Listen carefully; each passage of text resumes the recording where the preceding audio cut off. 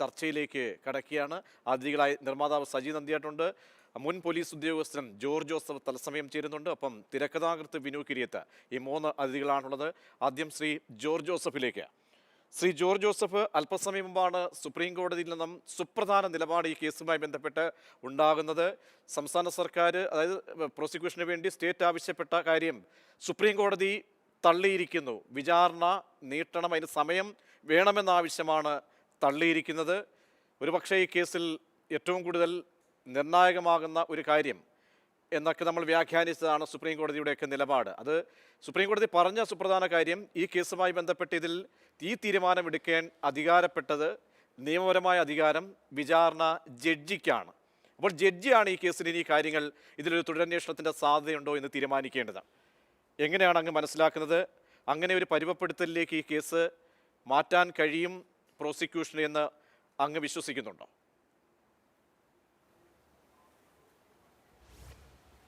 അല്ല, സുപ്രീം കോടതി കഴിഞ്ഞ നേരത്തെ ഉണ്ടായിരുന്ന തീരുമാനം ഫെബ്രുവരി 16-നകം വിചാരണ പൂർത്തിയാക്കിയിരിക്കണം എന്നാണ്. പക്ഷേ പുതിയൊരു സാഹചര്യം അത് സുപ്രീം കോടതി പറഞ്ഞിട്ടുണ്ടോ ഇല്ലെന്ന് എനിക്കറിയില്ല. ഇപ്പം നമുക്ക് ഫർദർ ഇൻവെസ്റ്റിഗേഷന് 173(8) പ്രകാരമുള്ള പറഞ്ഞിരുന്നു എന്താണ്, അതായത് പുതിയ സാഹചര്യങ്ങളൊക്കെ പറഞ്ഞിരുന്നു.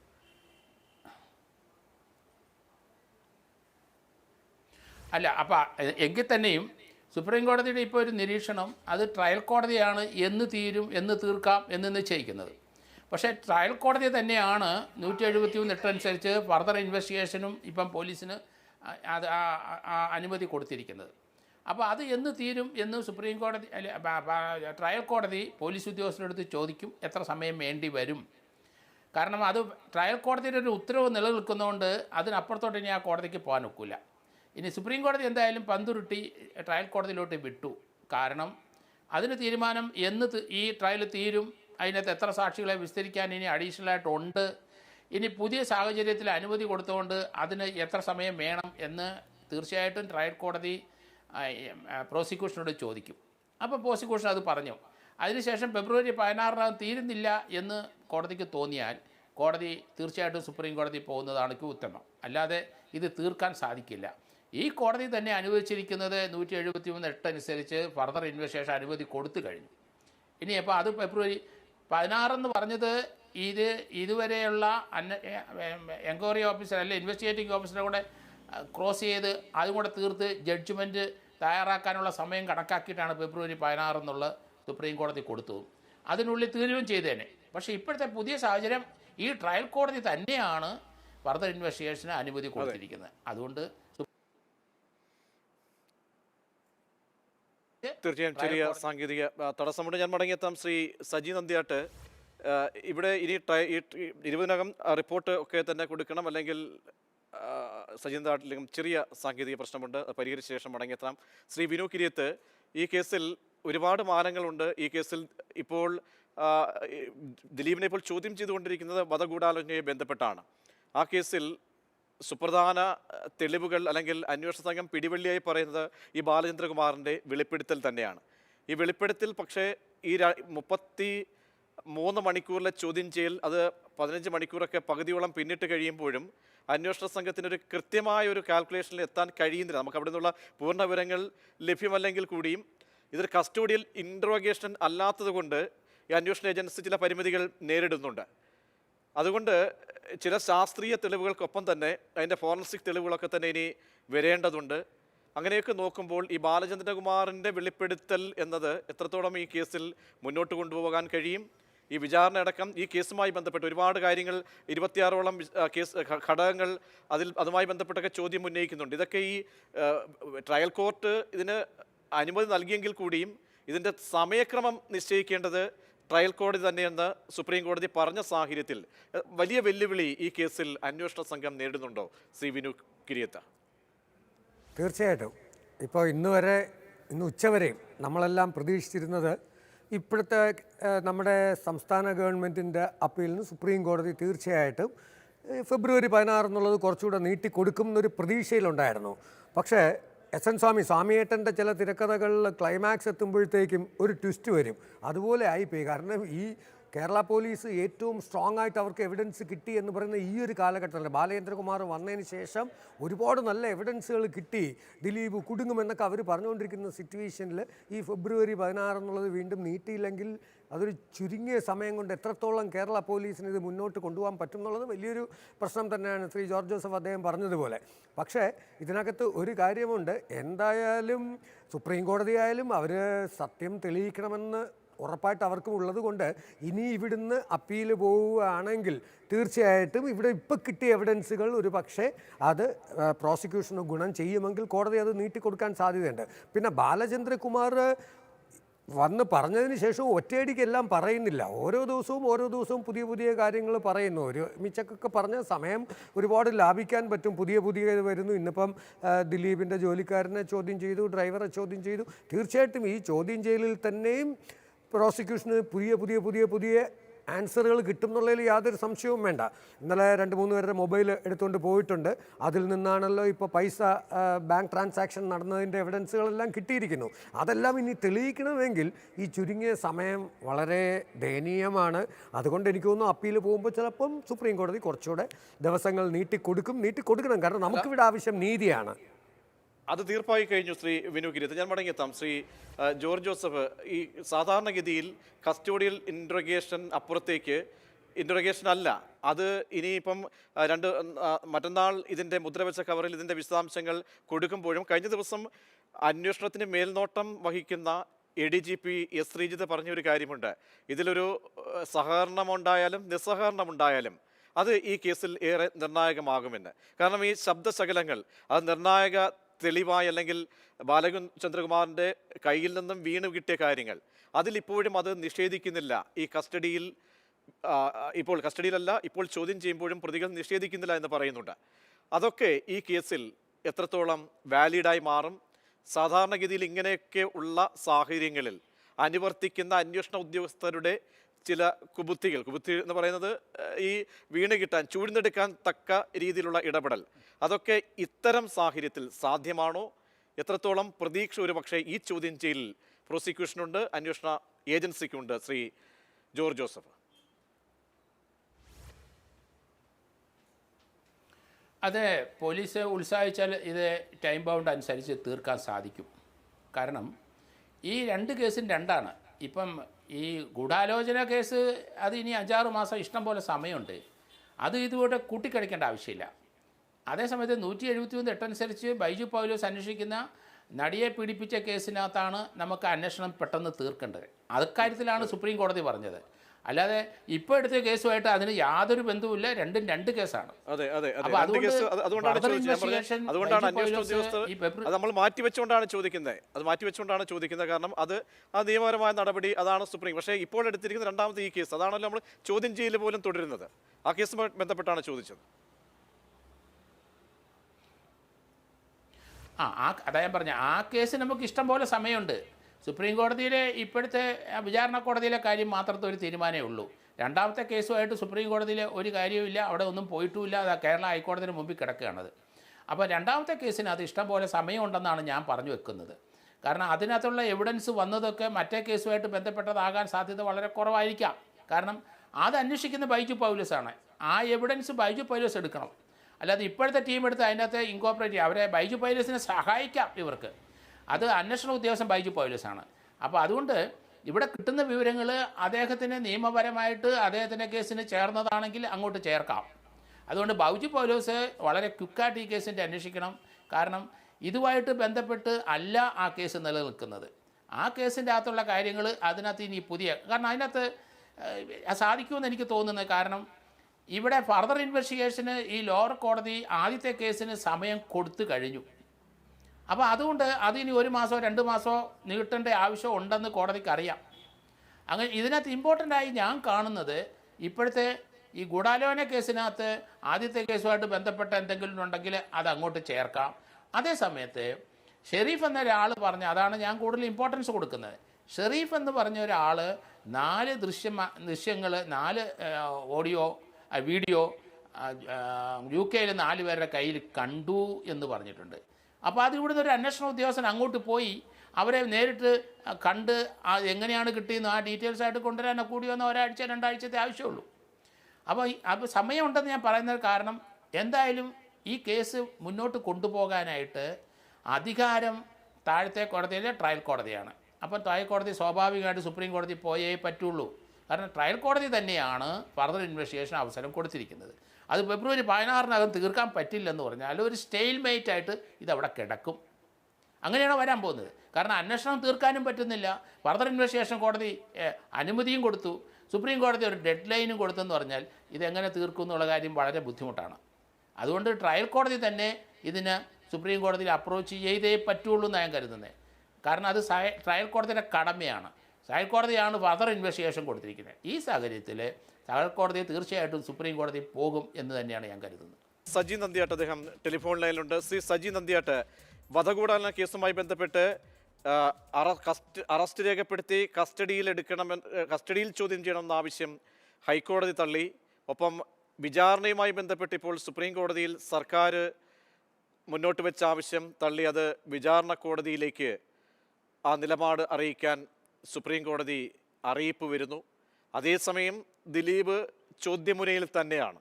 ആരാണ് ഇവിടെ പ്രതിരോധത്തിലാകുന്നത് കൂടുതൽ? സജി നന്ദിയാട്ട്. അല്ല, ഇവിടെ കുറെ പേര് നമ്മുടെ ചാനലുകളെല്ലാം ഇരുന്നുകൊണ്ട് നിയമവിദഗ്ധരാണെന്ന് പോലീസ് ഓഫീസറാണെന്നും ഒക്കെ പറഞ്ഞുകൊണ്ട് ചുമ്മാ കോടതിക്ക് പാട്ടാന്ന് പറഞ്ഞുകൊണ്ട് കുറെ നാളായിട്ട് പറഞ്ഞുകൊണ്ടിരിക്കുക. ഇവർക്ക് നിയമം എന്താണെന്നോ കോടതി എന്താണെന്നോ അതിന് ചുറ്റുവട്ടം എന്താണെന്നോ ഒന്നും അറിയത്തില്ല. ഇപ്പോ ശ്രീ ജോർജ് ജോസഫ് തന്നെ പറഞ്ഞത്, കഴിഞ്ഞ ദിവസം ചാനലിൽ പറഞ്ഞത്, ഇതാ സുപ്രീം കോടതി നീട്ടും കണ്ടോണം. ഇപ്പൊ പറയാണ് എന്തൊക്കെയാ ഇവര് പറഞ്ഞുകൊണ്ട് നടക്കുന്നത്. നമ്മളെ ചാനലിൽ ചർച്ച ചെയ്യുന്നതല്ല കോടതിയുടെ നിയമങ്ങളും കാര്യങ്ങളും ഒക്കെ. അതിനൊരു സ്ട്രക്ചർ ഉണ്ട്. ഇവിടെ സംസ്ഥാന സർക്കാർ കൊടുത്തത് തള്ളിക്കളഞ്ഞിരിക്കുന്നു. ഈ ഒരു കേസിനകത്ത് യാതൊരു മെറിറ്റുമില്ല, മനസ്സിലാക്കണം. ഇപ്പതേ പുതിയ വെളിപ്പെടുത്തൽ പൾസസുനിയുടെ അമ്മ സാക്ഷിയാകുന്നു. എന്താണിത്? ഇനി മുതൽ എല്ലാവർക്കും ആരെയും കൊല്ലാം, എന്ത് തോന്നിവാസം കാണിക്കാം, എന്നിട്ട് അമ്മമാര് പോയി പറഞ്ഞാൽ മതി. എന്നിട്ട് അവരെല്ലാം ഇപ്പോൾ അടുത്ത ശ്രമം പൾസസുനി എങ്ങനെയെങ്കിലും മാപ്പ് സാക്ഷിയാക്കാം. എന്തൊക്കെയാണ് ഇവിടെ നടക്കുന്നത്? ഒരു നിയമവാഴ്ചയുള്ള രാജ്യത്ത് എന്താണ് നടക്കുന്നത്? നിങ്ങൾ നിയമവിദഗ്ധരോട് ചോദിച്ചു നോക്കൂ, അഡ്വക്കേറ്റുമാരോട് ചോദിച്ചു നോക്കൂ, കോടതിയുടെ വരാന്തയിൽ കയറിയോട് ചോദിച്ചു നോക്കൂ, ഇവിടെ എന്തൊക്കെയാണ് നടക്കുന്നത്? ഇതിന്റെ പ്രശ്നം എന്താണ്? ഇത് കോടതി അതിന്റെ മെറിറ്റിലേക്കൊന്നും കടന്നിട്ടില്ല. ഇത് ഈ നിയമപരമായ കാര്യമാണ് സുപ്രീം കോടതി പറഞ്ഞത്. സുപ്രീം കോടതി ഒരു കോടതി എന്ന് പറഞ്ഞാൽ അപ്പീൽ കോടതിയാണ്. സ്വാഭാവികമായും അവിടെ നിലപാട് അറിയിക്കേണ്ടത് വിചാരണ കോടതി ജഡ്ജിയാണ്, അതിന്റെ വിവേചനാധികാരം. അത് മാത്രമേ പറഞ്ഞുള്ളൂ ഈ കേസിൽ. ഇപ്പോൾ ഏറ്റവും പുതിയ ഡെവലപ്മെന്റ് വിചാരണ വൈകിപ്പിക്കുന്ന ദിലീവാന്ന് പറഞ്ഞ് ഇവിടെ ഭയങ്കര മറുപടിയാണെന്നല്ലോ. നിങ്ങൾക്കൊന്നും അൽച്ചിമേഷ് ബാധിച്ചിട്ടുണ്ടല്ലോ. ഇപ്പൊ ആരാണ് വിചാരണ വൈകിപ്പിക്കുന്നത്? പ്രോസിക്യൂട്ടർ രാജിവെച്ചു പോകുന്നു, രണ്ടാമതും രാജിവെച്ചു പോകുന്നു. ഇവിടെ 112 സാക്ഷികൾ 111 പേരെ വിസ്തരിച്ച് 114 സാക്ഷി വിസ്തരിക്കാൻ മാറി നിൽക്കുന്നു. ഇതൊക്കെ എന്താണ് നടക്കുന്നത്? അതിന്റെ അർത്ഥം എന്താണ്? സാമാന്യ ബോധമുള്ളവർക്ക് 1 3 കടക്ക് ആവണ സംഖ്യ എന്താണെന്ന് അതിന് വലിയ നിയമജ്ഞാനമൊന്നും വേണ്ട. ഇതെന്താണ്? ഒരാളെ ശിക്ഷിച്ചേ മതിയാവും എന്ന തരത്തിൽ തോന്നുന്നതുകൊണ്ടാണ്. അയാൾ തെറ്റ് ചെയ്താൽ ശിക്ഷിക്കപ്പെടട്ടെ. പക്ഷേ നിങ്ങൾ നോക്കൂ, സുപ്രീം കോടതിയിലും ഹൈക്കോടതിയിലും ചെന്ന് പറഞ്ഞു സാക്ഷികൾ കൂറുമാറി. സുപ്രീം കോടതി എന്താ പറഞ്ഞത്? മാലാഖമാർ ചമയണ്ട. ഇതെന്താണ്? നമുക്കൊരു രീതിയില്ലേ? ഈ കേസിന് മാത്രം എന്താ ഇത്ര പ്രത്യേകത? നിങ്ങൾ ആലോചിച്ച് നോക്കൂ. ഇവിടുത്തെ ജനങ്ങളുടെ മേലുള്ള എന്താ പറഞ്ഞത്, അരിയാഹാരം കഴിക്കുന്നവർ പറഞ്ഞ് എപ്പോഴും ഇരിക്കുക. അരിയാഹാരം പോയിട്ട് കുഴിമന്തി കഴിക്കുന്നവർക്ക് ഒരു വിശ്വാസം വരാത്ത കാര്യങ്ങൾ ഇവിടെ നടക്കുന്നത്. ഇവരെല്ലാം ദിലീപ് വിരോധികൾ, ദിലീപ് തെറ്റ് ചെയ്ത് 100% വിശ്വസിക്കുന്നവരെല്ലാം എന്തൊക്കെയാ പറഞ്ഞുകൊണ്ടിരിക്കുന്നത്? ആരൊക്കെയാണ് ഇപ്പൊ എൻട്രി ചെയ്യുന്നത്? ഈ കൃത്യസമയത്തുള്ള എൻട്രി കുറെ പേര് വരുന്നു. എസ്എൻസാറിന് ദോഷം പോകുന്ന തിരക്കഥകളുമായി ഓരോ ആൾക്കാർ ഓരോ ക്രിമിനലിസ്റ്റുകളുടെ എഴുതി കൊടുത്ത രീതിക്കായിട്ട് രംഗത്ത് വരും. ഇതെന്താണ്? ശരിക്കും ആലോചിച്ച് നോക്ക്. നമ്മൾ ഒരാളെ സാക്ഷിയോ പ്രതികരണമാക്കുന്നതിനെ കുറിച്ചല്ല പറയുന്നത്. നമുക്ക് ആരും രക്ഷിക്കുകയും വേണ്ട, ശിക്ഷിക്കുകയും വേണ്ട. ഇവിടെ നടക്കുന്നത് എന്താണ്? എത്ര നിയമവിദഗ്ധന്മാരാണ് ഞങ്ങൾ സംസാരിക്കുന്നത്. ഇന്നും എന്നെ സുപ്രീം കോടതിയിൽ ഒരു അഭിഭാഷകൻ വിളിച്ചു, അറിയാവോ? അവരൊക്കെ പറയാം ഇവിടെ എന്തായാലും നടക്കുന്നതെന്ന്. ഷെയിമാണ്, ഷെയിം. നമ്മൾ ചെയ്യേണ്ടത് എന്താണ്? ഒരാൾ തെറ്റ് ചെയ്തെങ്കിൽ, അയാൾ തെറ്റ് ചെയ്തിട്ടുണ്ടെങ്കിൽ കൃത്യമായി അയാളെ ശിക്ഷിക്കാൻ പറ്റും. ഒരു തെറ്റ് ചെയ്യാത്ത ആളെ നമുക്ക് എത്ര ആലോചിച്ചാലും എന്തൊക്കെ തിരക്കഥ ഉണ്ടാകും ശിക്ഷിക്കാൻ പറ്റില്ല. അത് പ്രകൃതിയുടെ നിയമമാണ്.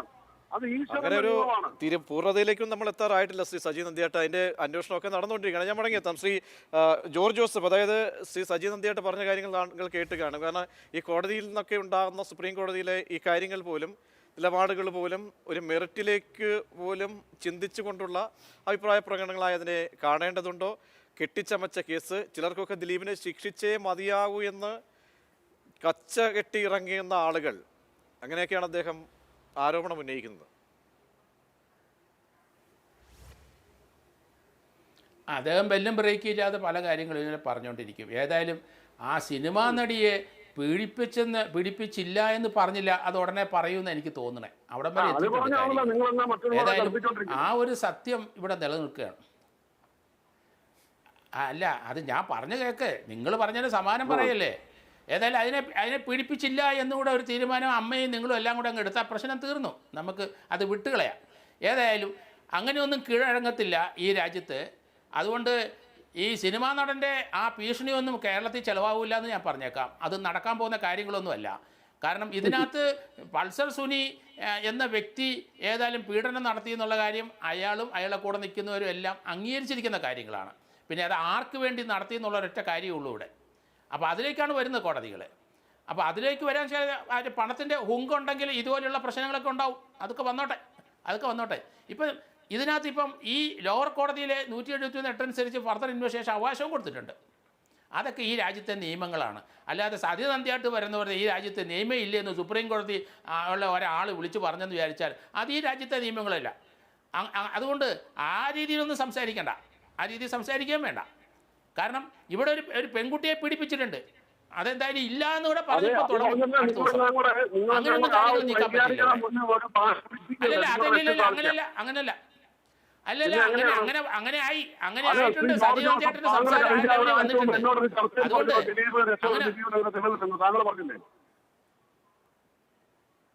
അതുകൊണ്ട് അത് പറഞ്ഞ് നിങ്ങൾ അത് തന്നെയല്ലേ പറയണത്. അത് പറഞ്ഞെന്ന് വിചാരിച്ചിട്ട് പോകാൻ കോടതിക്ക്. അല്ലല്ല, അങ്ങനെയല്ല. അതൊക്കെ അവിടെ നിർത്ത്. അതുകൊണ്ട് അങ്ങനെയൊന്നും ഇവിടെയുള്ള ആൾക്കാരെ ഒന്നും പറ്റിക്കാനൊന്നും സജി നന്ദിയാട്ട് ചോദിച്ചാൽ നടക്കാൻ പോകുന്നില്ല. ഏതായാലും ഇനി ഇതിനകത്ത് വളരെയധികം കാര്യങ്ങൾ ഇനി മുന്നോട്ട് വരുന്നുണ്ട് 178 അനുസരിച്ച്. അതവിടെ നിൽക്കട്ടെ, നമുക്ക് പിന്നെ കാണാം. അതൊക്കെ വിട്ടുകിടാം. അത് 178 അനുസരിച്ച് ഇനി കുറച്ചധികം കാര്യങ്ങൾ വെളിയിലോട്ട് വരുന്നുണ്ട്. അത് നമുക്കത് വരട്ടെ. അതുവരെ ഒന്ന് ക്ഷമിച്ചിരിക്കുക. അതുവരെ സുപ്രീം കോടതി നമ്മളിപ്പോൾ സംസാരിക്കുമ്പോൾ ഈ ചോദ്യം ചെയ്യലിനൊപ്പം മറ്റൊരു ഇടത്ത് ഈ 164 സ്റ്റേറ്റ്മെന്റ് പൾസർ സുനിയുടെ അമ്മയുടെ രേഖപ്പെടുത്തിക്കൊണ്ടിരിക്കുകയാണ്. അത് ഈ കേസിൽ എത്രത്തോളം നിർണ്ണായം? കാരണം പ്രതിയുടെ മൊഴിയാണ്. പ്രതി നേരത്തെ പൾസർ സുനിയുടെ അമ്മ പോയി പ്രതിയെ കാണുമ്പോൾ പെട്ടുപോയി കാര്യങ്ങൾ ഞാൻ ഇനി കോടതിയിൽ ഞാൻ വിളിച്ചു പറയുമെന്ന് മകൻ പറഞ്ഞതായി ഈ അമ്മ ഇന്ന് പറയുന്നുണ്ട്. ഇത് അന്വേഷണ ഉദ്യോഗസ്ഥർ 164 എന്ന നടപടിയിലേക്ക്, വിശ്വാസ്യത നിലനിൽക്കുന്ന ഒരു നടപടിയിലേക്കൊക്കെ പോകുമ്പോൾ അതൊക്കെ എന്ത് കണ്ടിട്ടാണ് എത്രത്തോളം ഈ കേസിൽ അത് വാലിഡ് എവിഡൻസ് ആയതൊക്കെ മാറും? ഇല്ല, അത് വലിയ വാലിഡ് എവിഡൻസാണ്. അതിൻ്റെ അപ്പുറത്തോട്ടൊരു എവിഡൻസ് വരും. പൾസർ സുനിയുടെ സംസാരത്തിൽ നിന്ന് ഒരു കാര്യം എനിക്ക് വ്യക്തമായി. കാരണം പൾസർ സുനി കോടതിയിലുള്ള സത്യം വെളിപ്പെടുത്താൻ പോവുകയാണെന്നാണ് അതിൻ്റെ അർത്ഥം. അമ്മ അതിന് അഡ്വാൻസ് ആയിട്ട് വന്നിരിക്കുന്നു. മകൻ പറഞ്ഞിരിക്കുന്ന കാര്യങ്ങൾ അമ്മ ഇന്ന് 164 അനുസരിച്ച് കോടതി രേഖപ്പെടുത്തും. അതിനുശേഷം പൾസർ സുനിയും കോടതി മാപ്പ് സാക്ഷിയാകുമെന്ന് ഞാൻ കരുതുന്നത്. കാരണം അമ്മയുടെ നീക്കം കണ്ടപ്പോൾ എനിക്ക് തോന്നി മകൻ ഉള്ള കാര്യം കോടതി പറയും. അതോടുകൂടി ഈ കേസിൻ്റെ അവസാനം എത്തിക്കഴിയും. ഈ കേസിൽ എല്ലാവരും ദിലീപിനെ അനുകൂലിക്കുന്ന ആളുകളൊക്കെ പറയുന്നത് കെട്ടിച്ചമച്ച ഓരോ സമയങ്ങളിൽ അടിതെറ്റുന്നു എന്ന് തോന്നുമ്പോഴൊക്കെ തന്നെ പ്രോസിക്യൂഷനും ഈ അന്വേഷണ ഉദ്യോഗസ്ഥരും ഇറക്കിവിടുന്ന ഓരോ ആളുകൾ, അല്ലെങ്കിൽ മൊഴികളുമായി ഇറക്കിവിടുന്ന ആളുകൾ, അതിൻ്റെ ഭാഗമാണ് ഈ ബാലചന്ദ്രകുമാറും. പിന്നിൽ അന്വേഷണ ഉദ്യോഗസ്ഥരും അപ്പുറത്തേക്ക് സിനിമയിൽ നിന്നുള്ള ഒരു നീക്കം ദിലീപിനെതിരെ നടത്തുന്നു എന്ന് പോലും ഈ ദിലീപ് അനുകൂലികളൊക്കെ പറയുന്നുണ്ട്. എന്താണ് വാസ്തവം? ഈ ദിലീപ് അനുകൂലികൾ അല്ലെങ്കിൽ ഇരയുടെ അനുകൂലികൾ അങ്ങനൊന്നും ഇല്ല. ഞങ്ങളൊക്കെ നിൽക്കുന്നത് നീതിക്ക് വേണ്ടിയിട്ടാണ്. ഇപ്പോൾ ശരിക്കും പറഞ്ഞാൽ സജി നന്ദിയാട്ട് ഇത്രയും വയലൻ്റ് ആവുന്ന കാര്യം എന്താണെന്ന് എനിക്കറിയില്ല. അദ്ദേഹം തീരുമാനിക്കണം. നന്ദിയാട്ട് എൻ്റെ വലിയ സുഹൃത്താണ്. അദ്ദേഹം പറയേണ്ടത് എന്താണ്? ദിലീപ് തെറ്റ് ചെയ്തെങ്കിൽ ശിക്ഷിച്ചോട്ടെ. ഇതല്ല ദിലീപ് ചെയ്യില്ല എന്ന് പുള്ളി പറയാനാണെങ്കിൽ പുള്ളി തന്നെ വിധി അങ്ങ് പ്രഖ്യാപിച്ചാൽ പോരെ. അങ്ങനെയല്ല. നമുക്കിവിടെ ഞങ്ങളും പറഞ്ഞത് ദിലീപ് തെറ്റ് ചെയ്തോ ഇല്ലയോ എന്ന് നമുക്കറിയില്ല എന്ന് തന്നെയാണ്. നമുക്കിവിടെ ആവശ്യം എന്താണ്? ഈ ചർച്ചയ്ക്ക് വരുന്ന എല്ലാവർക്കും അവരവരുടേതായിട്ടുള്ള അഭിപ്രായ സ്വാതന്ത്ര്യം ഉണ്ടെന്നുള്ളത് സജി നന്ദിയായിട്ട് മനസ്സിലാക്കുക. ദിലീപ് സജി നന്ദിയായിട്ട് പരിചയപ്പെടുമ്പോൾ പരിചയപ്പെട്ടൊരു വ്യക്തിയാണ്. അദ്ദേഹം ഇതിനകത്ത് ഉണ്ടാവരുതെന്ന് പ്രാർത്ഥിക്കുന്ന കൂട്ടത്തിൽ തന്നെയാണ് ഞങ്ങളും. പക്ഷെ ഉണ്ടെങ്കിൽ ശിക്ഷിക്കപ്പെടുമെന്ന് പറയുന്ന കൂട്ടത്തിൽ തന്നെയാണ് ഞങ്ങൾ. അതിന് ആർജവം എന്ന് പറയുന്നത് ഞങ്ങൾക്കുണ്ട്. അതവിടെ നിൽക്കട്ടെ. പിന്നെ പൾസർ സുനിയുടെ അമ്മ ഇപ്പം ഇങ്ങനെ പറയുന്നു എന്ന് പറഞ്ഞില്ലേ? തീർച്ചയായിട്ടും പൾസർ സുനി കോടതിയിൽ വന്ന് ഇതിൻ്റെ സത്യാവസ്ഥ പറയുകയാണെങ്കിൽ എവിഡൻസിൻ്റെ കുറേ പാർട്ട് ഇപ്പോഴും പൾസർ സുനിയുടെ കാണും. അതോടുകൂടി ഇപ്പോൾ ശ്രീ ജോർജ് ജോസഫ് പറഞ്ഞ പോലെ അവിടെ ക്ലൈമാക്സ് എത്തും. പൾസർ സുനി ഉറപ്പായിട്ട്, കാരണം അയാൾക്ക് ഇപ്പോൾ ജീവനിൽ ഭയമാണ് അയാൾക്ക്. അയാൾ തന്നെ പറയുന്നത് എന്നെ കൊന്നുകളയുമോ എന്നുള്ളതൊക്കെയാണ് ചോദിക്കുന്നത്. അപ്പോൾ തീർച്ചയായിട്ടും ഒരു മണ്ടനൊന്നും അല്ലല്ലോ. നമ്മളൊരു സാധനം എവിഡൻസ് കയ്യിലുണ്ടെങ്കിൽ മുഴുവൻ കൊണ്ട് അങ്ങോട്ട് കൊടുക്കില്ല. കുറേയൊക്കെ ഇവരുടെ കയ്യിലും ഉണ്ട്, ഇതിൻ്റെ കോപ്പീസ് ഉൾപ്പെടെ. അത് തീർച്ചയായിട്ടും അവിടെ കൊണ്ട് കൊടുക്കുന്നതോടുകൂടി ഇതിൻ്റെ ക്ലൈമാക്സിലെത്തും. തെറ്റ് ചെയ്തവൻ ശിക്ഷിക്കപ്പെടട്ടെ, തെറ്റ് ചെയ്യാത്തവൻ ശിക്ഷിക്കാതിരിക്കട്ടെ എന്ന് പറയൂ നന്ദിയാട്ടെ. എല്ലാവരും നമ്മൾ ഒരേ ഫീൽഡിൽ വർക്ക് ചെയ്യുന്നവരല്ലേ? എന്തിനാണ് ഇങ്ങനെ കഷ്ടം തോന്നുന്നുണ്ട്? തുടക്കം മുതൽ നന്ദിയായിട്ട് വന്നിട്ട് ചെയ്യില്ല എന്ന് പറയരുത്. ചെയ്തിരിക്കാം, അത് തെളിയിക്കട്ടെ എന്ന് പറഞ്ഞാൽ നമുക്കത് കേൾക്കാനൊരു സുഖമുണ്ട്. ഞാനും ആഗ്രഹിക്കുന്നത് ദിലീപ് ചെയ്തില്ല എന്ന് കേൾക്കാൻ തന്നെയാണ്. ജോർജ് ജോസഫ് അത് തന്നെയായിരിക്കും. പക്ഷെ നമുക്ക് ആഗ്രഹം ആ പെൺകുട്ടിക്ക് നീതി കിട്ടണം. തീർച്ചയായും വളരെ നന്ദി ശ്രീ വിനു കിരിയത്ത്, ഒപ്പം സജി നന്ദിയാട്ട്, ശ്രീ ജോർജ് ജോസഫ് ചർച്ചയിൽ പങ്കുചേർന്നതിന്.